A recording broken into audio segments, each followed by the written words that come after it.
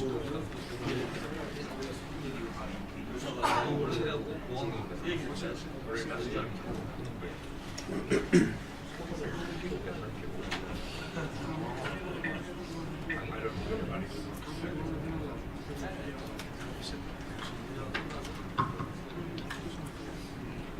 everyone, this is the last lecture of the crash course in statistics.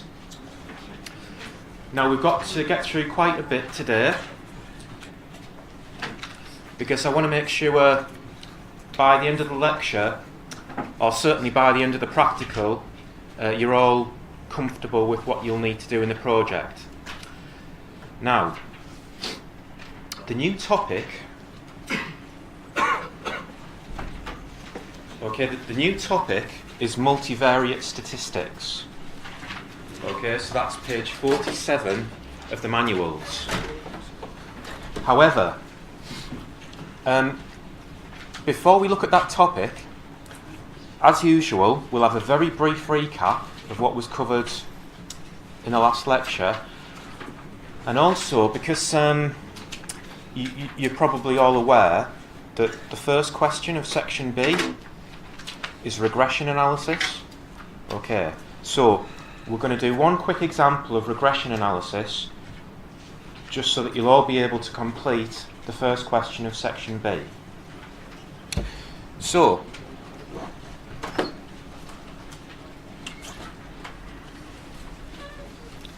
the example that we'll come back to from last week is this one.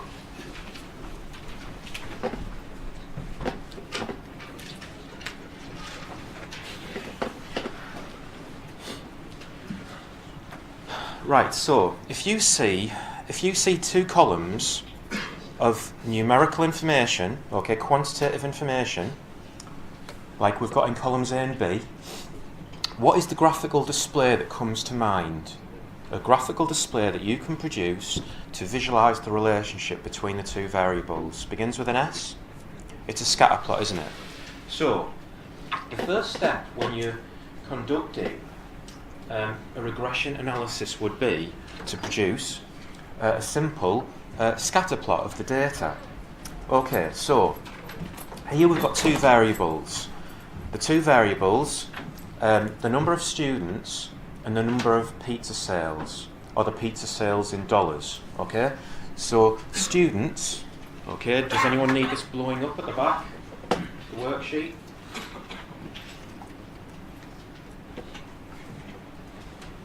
Okay, we've got students in thousands and pizza sales in thousands of dollars. Okay, so what is the relationship between the two? We produce a scatter plot, and what's the thinking behind how we assign the variables to the axes? Number of students goes on the x-axis because it's the independent variable. Pizza sales goes on the y-axis because it's the dependent variable. So, looking at that scatter plot, what would we say? Is the relationship negative or positive? Positive. And it appears to be quite strong, okay, because the points form a clear pattern that we can see. Right, so, how do we quantify strength and direction of a linear relationship? How do we do that? We do it via a correlation coefficient. Okay, what is the range of values that a correlation coefficient can take? -1 through to +1. This is 0.95. Okay, is it a significant result? How do we know whether the result is statistically significant? We look for the p-value. The p-value is 0 to 3 decimal places. Is that a significant result? Yes. The lower a p-value, the more significant the result is. Okay? Our standard cut-off point for determining statistical significance would be 0.05. Okay? This is a highly significant result. Now, what is regression analysis? Well, I produced the version of the scatter plot in Minitab that actually fits the line. Okay? Regression analysis is simply the procedure that puts the line of best fit in the very best place. Okay, now when you hover your cursor over that line in Minitab, you're actually given the regression equation. So, if it's a simple regression,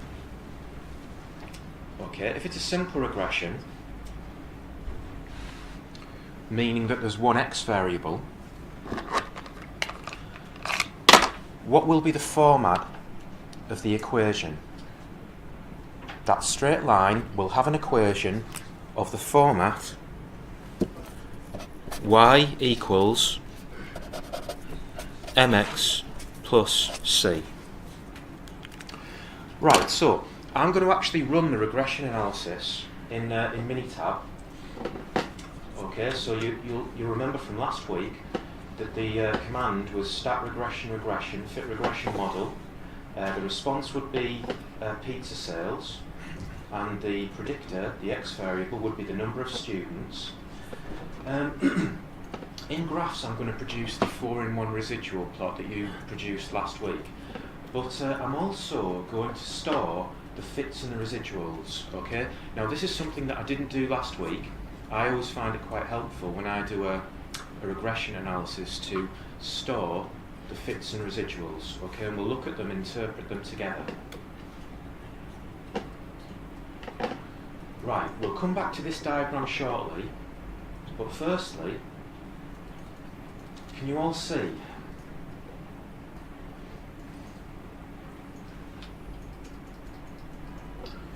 Can you all see that Minitab gives us the regression equation?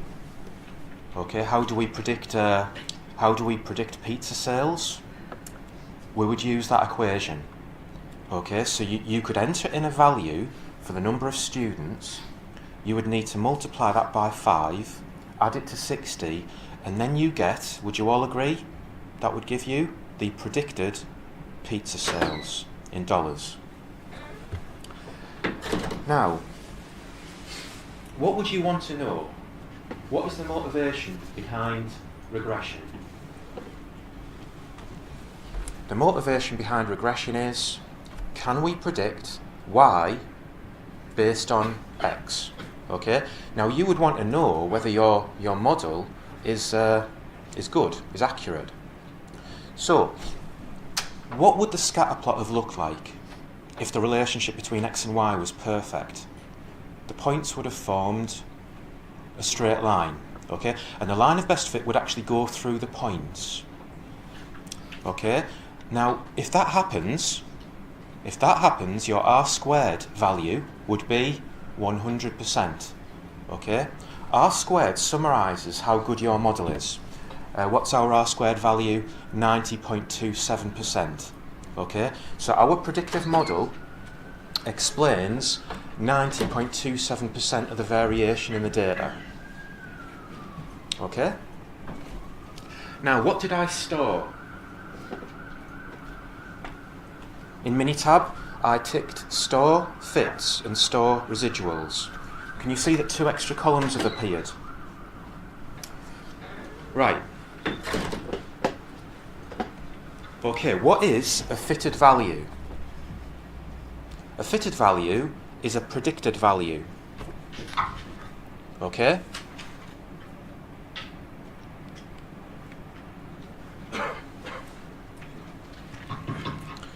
A fitted value is a predicted value. Okay? Where do fitted values come from? They come from the model. So, look at row 1. What's the fitted value? 70. Okay, in row 1, what was the student size? 2. Okay, so you'd enter a 2, okay, to know where that fitted value 70 comes from.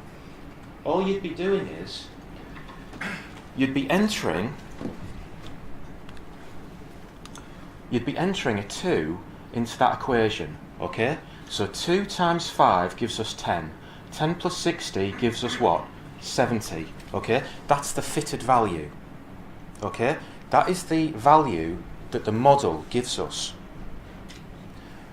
Now what would you want to see? If the model is good, if the model is perfect, can you all see that the fitted values would be the same as the observed values? Okay, because in row 1 the student size was 2. Okay, we know that's 2000. Okay, the student size was 2, the fitted value is 70, but the observed value was 58. Okay, what's the difference between 58 and 70? 58 minus 70 gives us minus 12. Okay, that's the residual. Okay, the residual is the difference between the observed value and the fitted value. So, if your model was perfect, 0. If the relationship between x and y was perfect, so therefore the model's perfect, can you all see that the residuals would all be 0? Okay, we never expect to see that though in real life. Okay, if you conduct a regression analysis, you would never expect the residuals to all be 0. There will always be some natural variation that can't really be explained. However, we do look for certain things when we do the residual analysis. What do we look for? Okay, these two plots on the left. What are we looking for? With the two plots on the left, we're looking for normality. Okay, normality of the residuals, and specifically normality of the residuals around the centre point of 0. Would you all agree? Small residuals are better than big residuals. It means that your model is good. So we want the residuals to be normally distributed around 0. What else are we looking for? Any ideas here?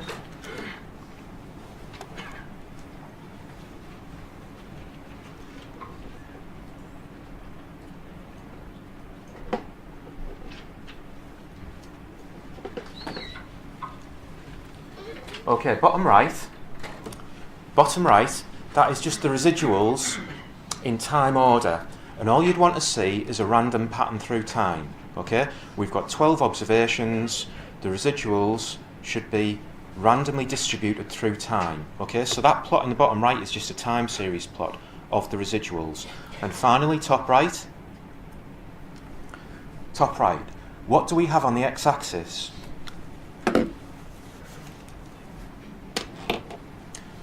On the x-axis of the plot in the top right, we've got fitted values. And what about the y-axis of the plot in the top right? What have we got? Residuals. And that line in the middle is at 0, isn't it? Okay, so you've got fitted values on the x-axis and you've got residuals on the y-axis. The line is at 0.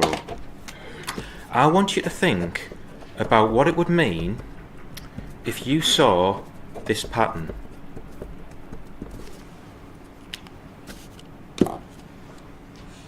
Okay, so if you saw this pattern,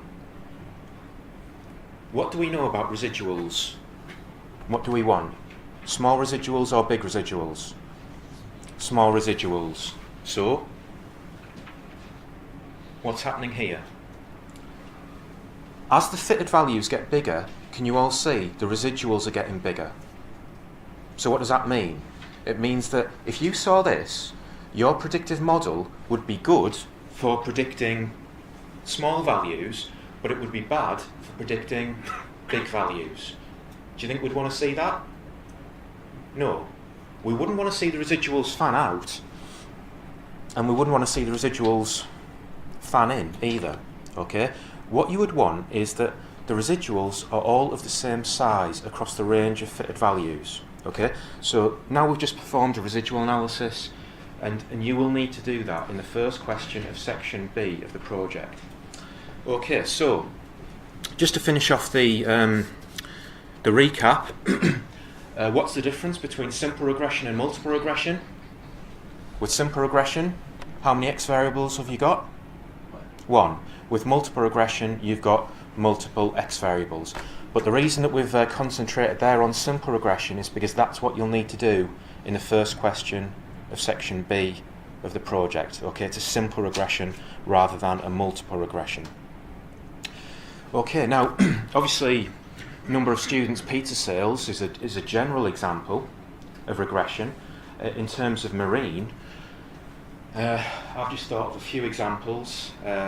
Maybe these will be appropriate. You could look at effort in terms of 100 million hooks used, and catch in terms of 1,000 tons. Okay, so can we predict catch based on effort? You could look at the weight of an engine. Can you use the weight of an engine to predict the power of an engine? Maybe there's a relationship between the two. Fuel consumption of a ship. Can you use it to predict the speed of the ship? Okay, so that's regression analysis. And now we're going to look at a new topic called multivariate analysis. So this is page 47. This is page 47 of your manuals. So if you just read through that very first paragraph. Okay, so just read through that paragraph.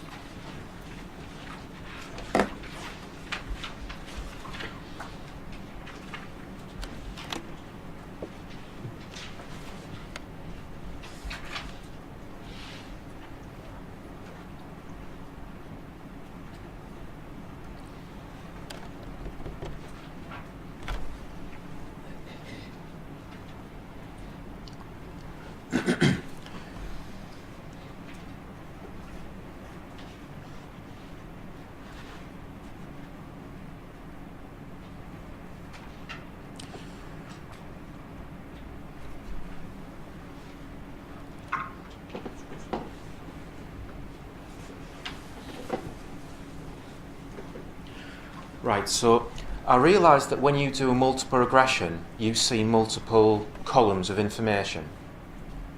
So the example in the notes from last week, the multiple regression was, can you predict a grade point average?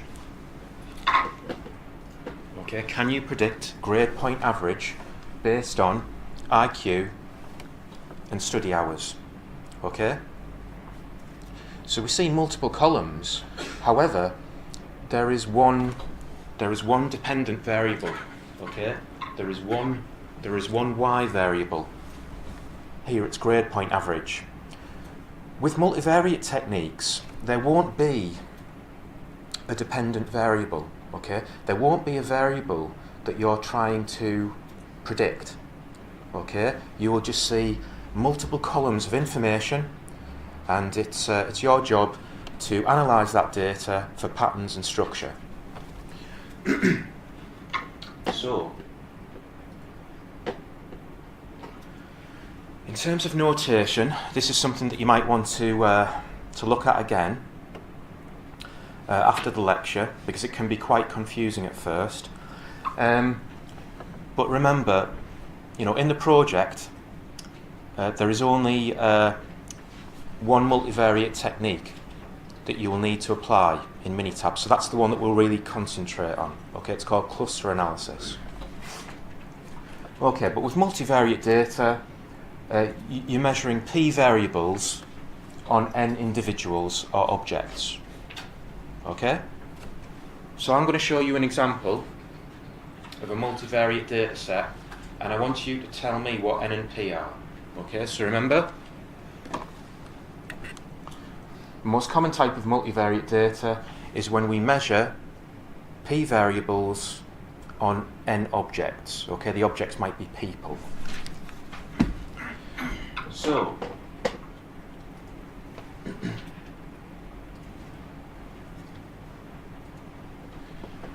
this is actually some data that you will analyse in the computer practical at 10 a.m. So, it's heptathlon data from the Olympics. Okay, so the event is the heptathlon.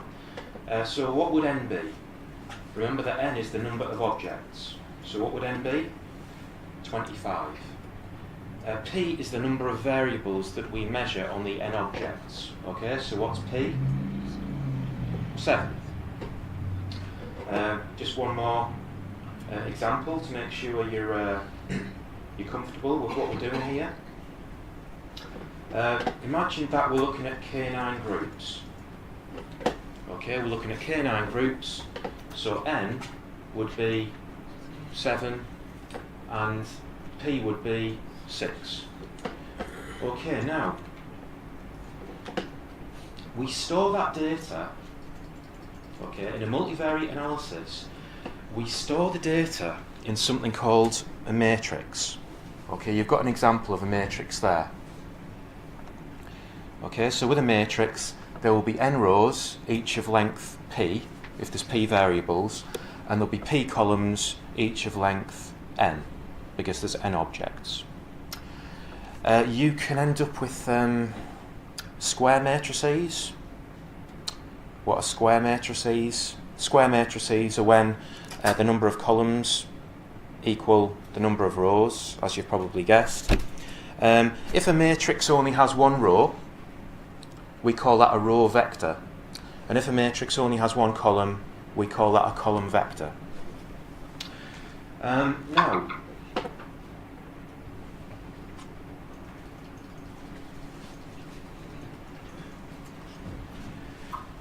here we're told that if p equals 2, okay, so imagine that you've only got 2 variables, well, you can call that bivariate data. If p equals 3, okay, you could call that trivariate data. Beyond that, don't worry about the exact name, we would just call it multivariate data.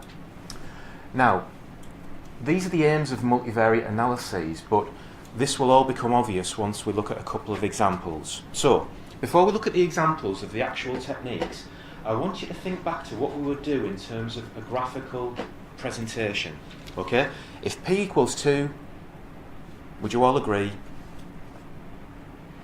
The plot that you would produce would be the scatter plot. Okay? So this is a scatter plot of that data that you just looked at. 100 meters is on the x-axis and 200 meters is on the y-axis. So what would we say about this? The direction is positive and the relationship appears to be quite strong. Okay? So that's all you need to do if p equals 2. Now what about if p equals 3?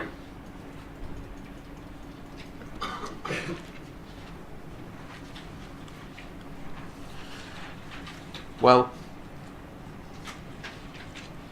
if p equals 3, instead of a 2D scatter plot,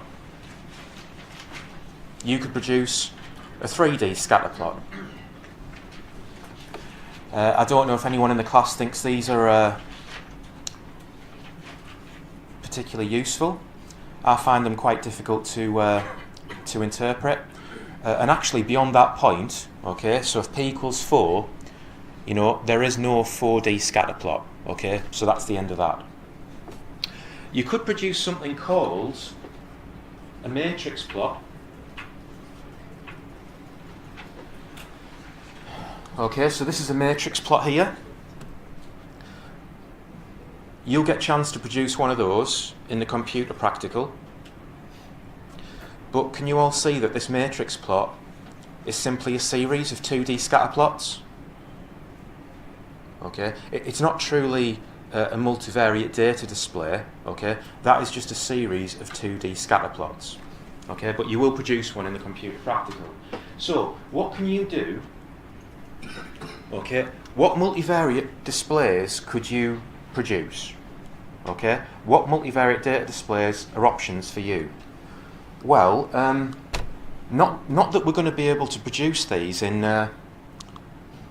Minitab, but I will show you a couple just in case they're going to be useful in further research.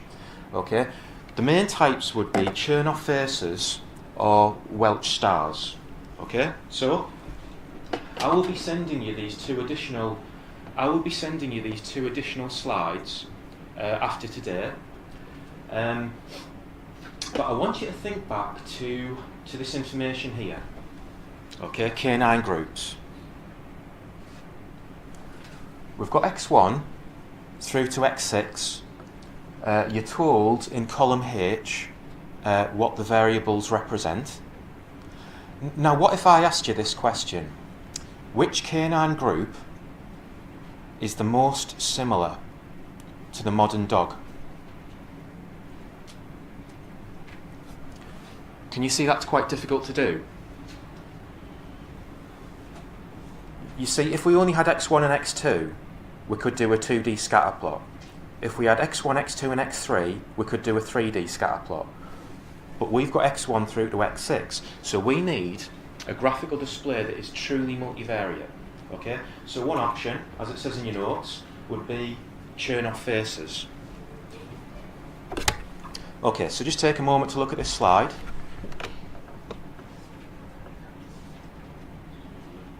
Remember the aim of the method.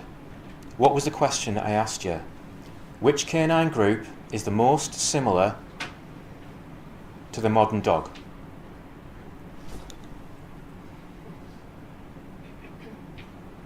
Looking at the Chernoff faces, I would probably say the prehistoric dog. Which canine group is the least similar to the modern dog? Possibly the Chinese wolf. And as you've probably guessed, you know, you can't produce these in Minitab.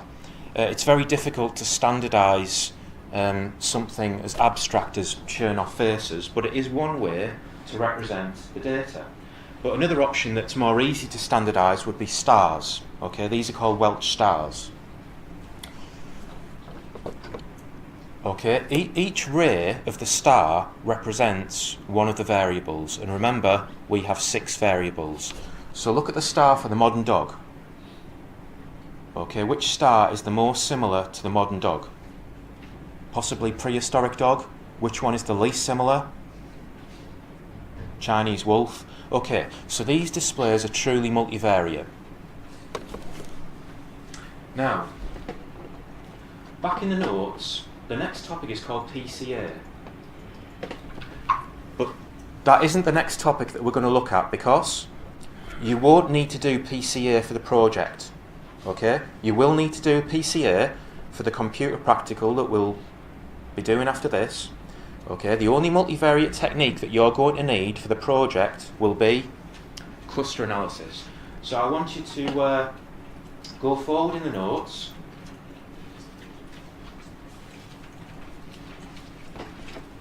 Okay, I want you to go forward in the notes to the section on cluster analysis. And I just again want you to read through the introduction.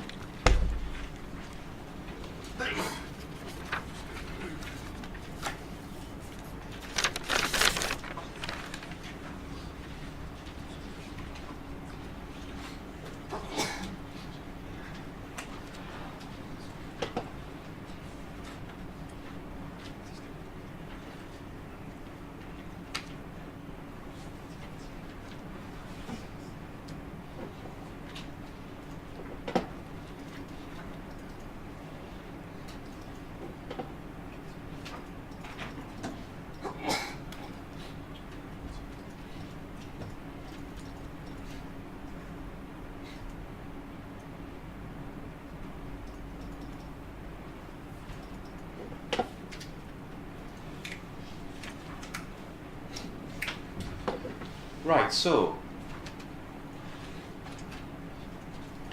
cluster analysis is known as a classification or a grouping technique. Would you all agree that from the Chernoff faces and the Welch stars, we believe that the prehistoric dog is the most similar to the modern dog? Okay, but that's just a display. Okay. It would be useful if we had a method for allowing us to see quantitatively which canine groups were the most similar. Okay? To do that, the technique that you would need would be cluster analysis. So with a cluster analysis, we're actually looking at the distances between objects. So what have we got in the notes here? We're looking at 5 colonies of limpets. Okay? 5 colonies of limpets. So you can imagine that column 1 is called colony 1. And the 5th column is called colony 5. Likewise, you can imagine that row 1 is still called colony 1. And row 5 is called colony 5. Can you all see that on the diagonal you've just got zeros? Because this is a distance matrix, okay? What is the distance between colony 1 and colony 1? 0. The distance between colony 5 and colony 5? 0. What is the distance between colony 2, okay, colony 2 and colony 3? Can you all see? It would be 0.1. Okay, now, thinking about your project. Okay, question 3 of section B. Okay, you're going to need to do a cluster analysis. You will get a chance to practice this, obviously, in the next computer practical. But you see, sometimes with these distance matrices, you can see the complete matrix. You see, in the notes you were given just half of a matrix. Okay? Can you see again that 0 is on the diagonal? Okay? So in the project, we're looking at, again, 8 colonies. This time, 8 colonies of tropical plants. So, what is the distance between colony 2 and colony 3? Can you all see 55.3? But can you see that that can actually be done the other way around? Can you see the 55.3 there? Because you could have looked at the 3rd column and the 2nd row. So what you see there is the complete matrix, okay, of the distances between the objects. Now, I do need to tell you how to construct a matrix in Minitab. So,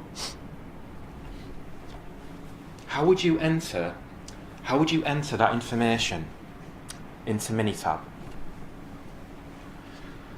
Okay, can you see it says read 88M1? Okay, so I'm going to open up Minitab.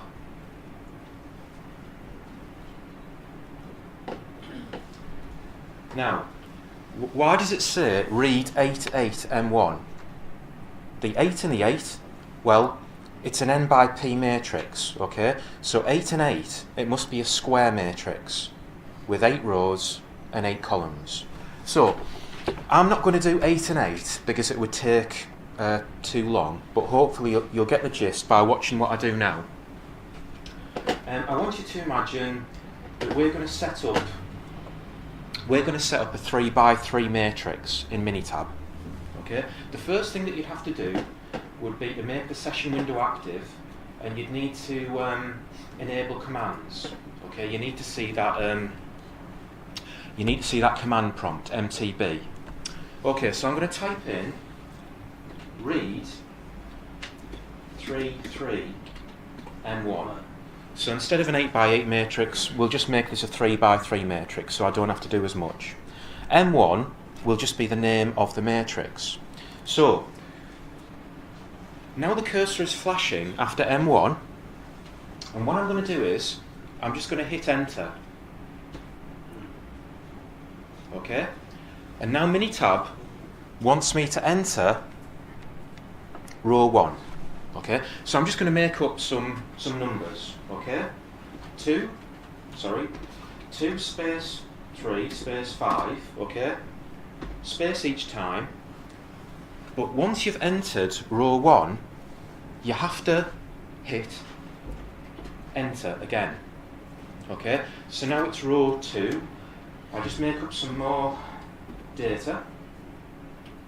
But what do I need to do? I must hit enter. 3 more numbers. And what happens now? I hit enter, 3 rows red. That's the matrix complete, because Minitab was just expecting 9 values. And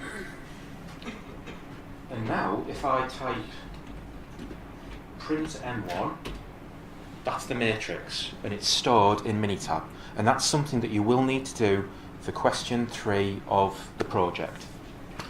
Right, so back to cluster analysis.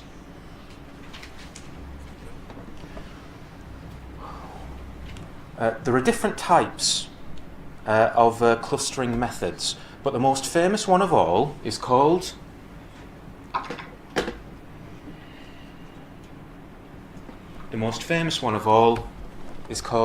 nearest neighbour cluster analysis. Minitab calls this single linkage. Okay, so in Minitab, when you see single linkage, it means the same thing as nearest neighbour. So we've got these 5 colonies of limpets. Now with this technique, each object starts in its own cluster, and eventually all of the objects will be in one cluster. So what would we look for? If we were doing this by hand, what would we look for? Which colonies are the closest? Looking at the numbers, can you all see? It's colonies 2 and 3. Would you all agree with that? So objects 2 and 3 would form the first cluster.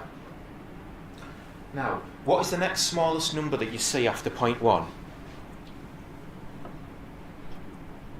0.2. So, which objects are that distance apart? Can you all see it's colonies 4 and 5? So, colonies 4 and 5 would form the next cluster. And eventually, every object will be in the same cluster. And it's all summarised through a graphical display called a dendrogram. Again, you will do this for the project, and you'll also get a chance to practice this in the computer practical. So, I'm going to quickly go back to the canine groups. Okay, I want you to think back. I want you to think back to what we already know. Okay, what do we know from the Chernoff faces and the stars? We know from the Chernoff faces and the stars that the modern dog is more similar to the prehistoric dog, and the modern dog was the least similar to perhaps the Chinese wolf. Can you see that this is all summarised in the dendrogram? Okay, each object initially is in its own cluster. Okay, which objects were the most similar? Which objects formed the first cluster? The modern dog and the prehistoric dog. Eventually, they're all in the same cluster. Okay, so you will get a chance to practice this in the next computer practical, and you will need to do this in question 3 of the project. Now, one of the technique I'm going to show you,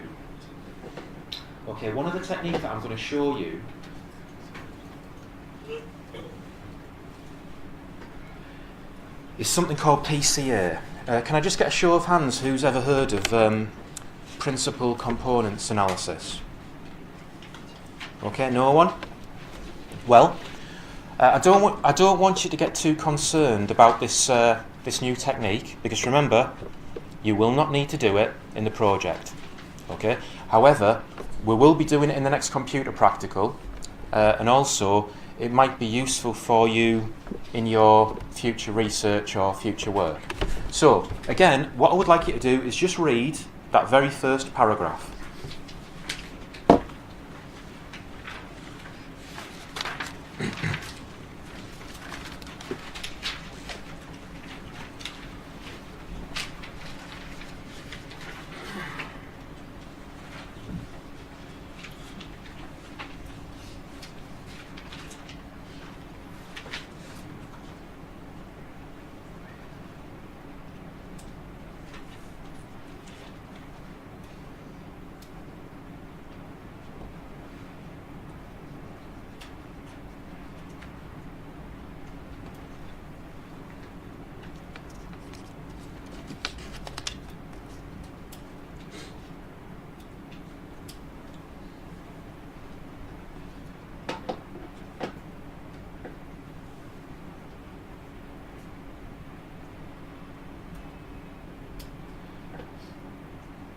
Right, everyone.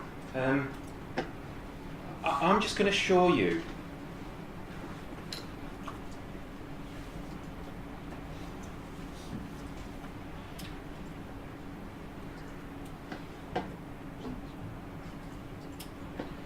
I'm just going to show you how we might conduct what's called a PCA. So, just to summarise this information to start off with, what is n for this matrix? How many objects do we have? 30. Okay. And how many variables, how many numerical variables have we measured on these 30 objects? 9. Okay, 9. Okay, so this is percentages of the population that work in various industries. Now, this is multivariate data. There is no dependent variable. Okay, it's not like a multiple regression where we're trying to predict one variable based on others. Okay, each variable is equally important, and we would like to understand the patterns and structure of the data. So, you know, which countries are the most similar? Okay, that's something that we might want to know.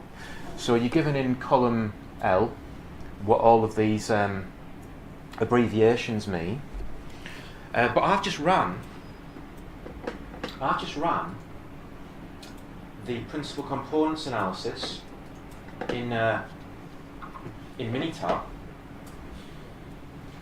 Now, how can I summarise it quickly? Because, you know, to look at the maths behind this, you need to look at matrix and vector algebra. You'd need to look at things like eigenvectors and eigenvalues, and it does get complex. Okay, there's no getting around that. However, remember, you don't need to do this for the project. But what can we say about it? Well, do you all remember the periodic table from school? Okay, so when you did chemistry at school, you might have seen the periodic table. Okay, so let's think about one of the elements in the periodic table. Let's say carbon. 14, well done. Now, what if you were asked the question, which element is the most similar to carbon? Well, you would think about what you could measure. Would you all agree? What could you measure? Melting point? Boiling point? Would you all agree these are variables that you could measure? But would you all agree that melting point and boiling point would be strongly correlated with each other?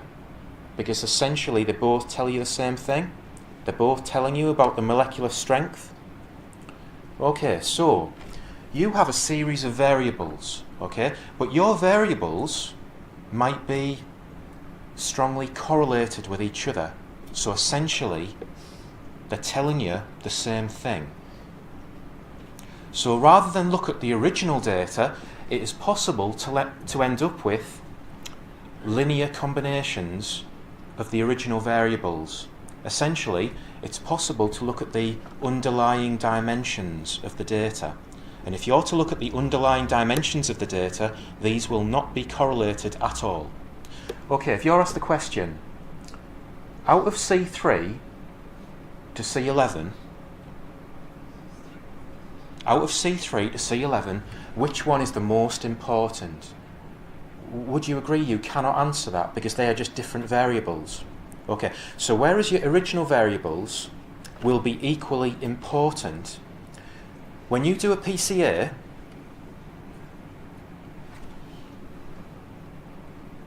okay, how many x variables do we have initially? It was 9. Okay, you've got 9 x variables. It's possible to run an analysis where you end up with 9 y variables or 9 principal components. Now, what have we said about the x variables? Which one is the most important?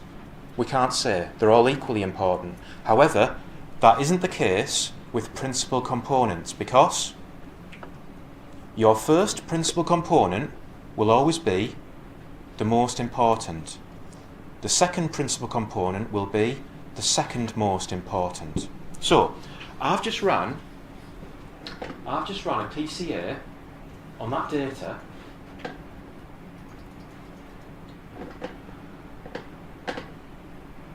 and this is the type of information that you get.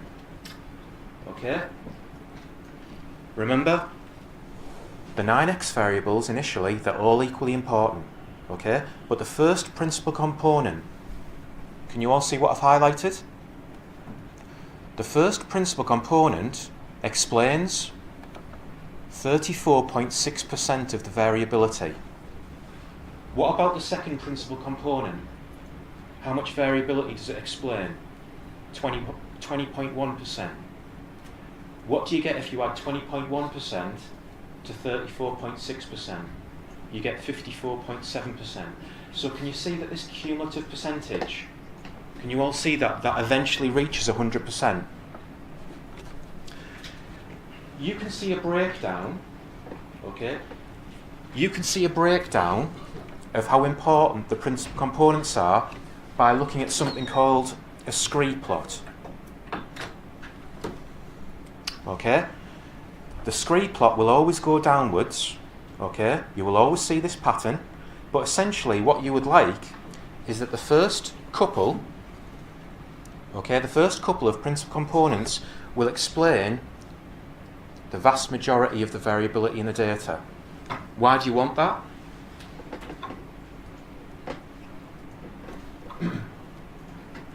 You want that because we all know that when you only have two variables, there is a very easy graphical display that you can produce. So this is a scatter plot of the first two principal components.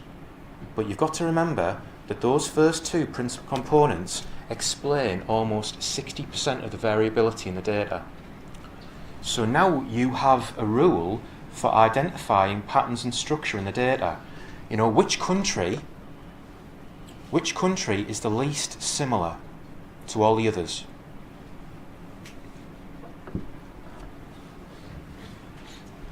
Can you all see it's Albania? Okay. Why is Albania so different?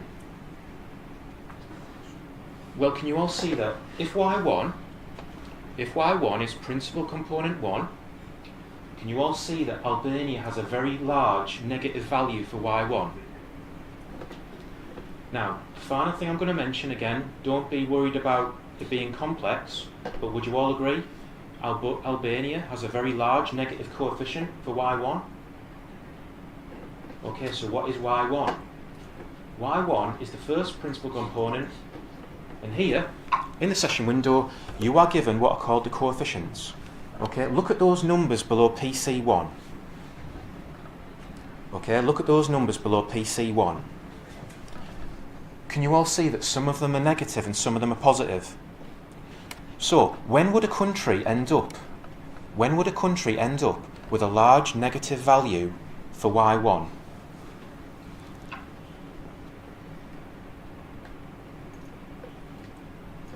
Can you all see that the coefficient for agriculture is very large and negative? So therefore, countries that have a large percentage of people working in agriculture would end up with a large negative value for the first principal component. I mean, you can actually see it by looking at the data, okay? We'll look at the actual data now, concentrate on column 3, look at those numbers. Now look at what value we get for Albania. What percentage of people work in agriculture in Albania? Can you all see this okay at the back? Can you all see that that is a very large number compared to the others? Okay, so even though the maths with PCA is not very nice, think about what we're trying to do. You know, we've got 30 countries, we've measured 9 variables on them, and we would like to know which countries are the most similar, which countries are the most different. Okay, by doing the PCA, it's revealed the patterns and structure of the data. Right, so before we finish, it's 5:02 now, but before we finish, just mention one more thing. I've just spoken to Akil before the lecture, and Akil was asking about section C of the project. So what you need to do in section C, what you need to do, you need to pick a research paper, yeah? Yes. How many papers? Just one. Okay. Now, we have covered many different topics over the last 6 weeks. Okay? So I'm not saying to you, find, 20 different papers which cover those 20 different topics, and so you end up with one paper.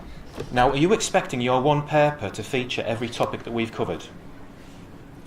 No, because you'd be searching for a long time, because we've covered so many different topics that you will never find one paper that features all of them. So, how do you end up with a paper that's useful? What does the subject need to be? The subject can be anything that you want, okay? Doesn't need to be marine. Okay, so are you all familiar with Google Scholar? Okay, so I'm interested in football. Now, the early topics that we covered, data types, descriptive stats, graphical displays, probability, would you all agree that they lead up to things like confidence intervals, t-tests, ANOVA, correlation, regression? So, I would just enter some topic that we've covered that was fairly complex. So, I'm going to type in ANOVA. Okay, what comes up? Many different research papers. This one, differentiating top English Premier League football clubs from the rest of the pack. You can find out if it's going to be suitable by just looking at what's included. Okay, so if you see a reasonable amount of different statistical methods, okay, so here we see correlation, we see descriptive stats, we see ANOVA, then it's going to be useful. Okay, so you'll need to critically evaluate your research paper. What do we mean by critically evaluate? Well, you will need to summarise the statistical methods that we used, but you need to do more than that, okay? As well as summarising the methods that we used, also talk about, what was done well, what was done badly, what would you do differently if you'd have been involved, okay? That's a real critical analysis, okay? So we can talk about that more in the computer practical, but now we'll have to leave the room. So thanks for bearing with me, and we'll now start computer practical 6 upstairs.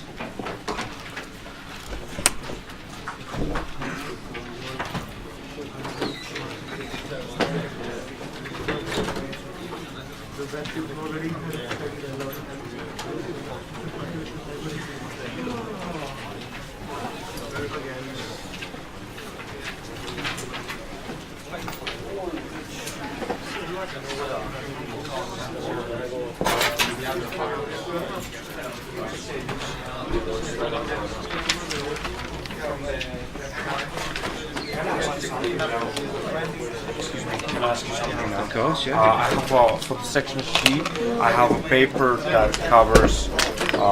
It's more like Of course, yeah. it doesn't have any analysis. It's just more like a guideline for something. Do you think that's all right?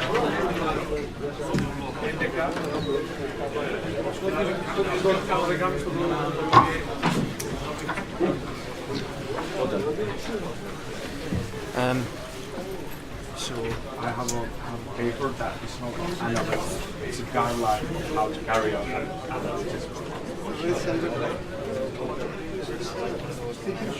It's not large.